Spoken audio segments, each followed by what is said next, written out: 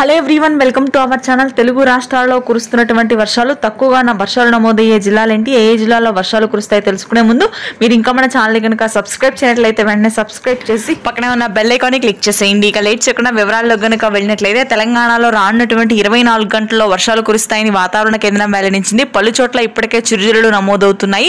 నైరుతి రుతుపవనాలు మధ్య తెలంగాణ వరకు విస్తరించాయి. దాదాపుగా హైదరాబాద్ పరిసర ప్రాంతాలు, అదేవిధంగా ఖమ్మం, వరంగల్, కరీంనగర్, మెదక్లో ఈ రోజు వర్షాలు నమోదు కాగా 2 రోజుల తర్వాత నిజామాబాద్, ఆదిలాబాద్ ప్రాంతాల్లో మోస్తరు వర్షాలు, తేలికపాటి జల్లులు కురుస్తాయి.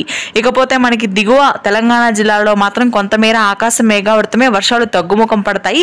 రాయలసీమ వ్యాప్తంగా కూడా ఈ 2 రోజుల పాటు పొడి వాతావరణం కొనసాగుతుంది. అయితే ప్రస్తుతానికి ప్రకాశం, నెల్లూరు జిల్లాల్లో మోస్తరు నుంచి భారీ వర్షాలు నమోదవుతాయి. ఇక కోస్తా తీర ప్రాంతాల వెంబడి మాత్రం మోస్తరు వర్షపాతం ఉంటుంది. గుంటూరు, కృష్ణా ప్రాంతాలు మినహాయిస్తే శ్రీకాకుళం, విజయనగరంలో మోస్తరు నుంచి భారీ వర్షపాతం, అదేవిధంగా విశాఖ, తూర్పుగోదావరి, పశ్చిమ గోదావరి జిల్లాల్లో తేలికపాటి జల్లులు నమోదవుతాయి. గుంటూరు, కృష్ణా ప్రాంతాల్లో ఆకాశం మేఘావృతమై ఉంటుంది. ప్రకాశం, నెల్లూరు జిల్లాల్లో మాత్రం భారీ స్థాయిలో వర్షాలు కురుస్తాయని వాతావరణ కేంద్రం వెల్లడించింది. నైరుతి రుతుపవనాల ప్రభావంతో. ఇది ప్రస్తుతానికి ఉన్న వెదర్ అప్డేట్. Thank you.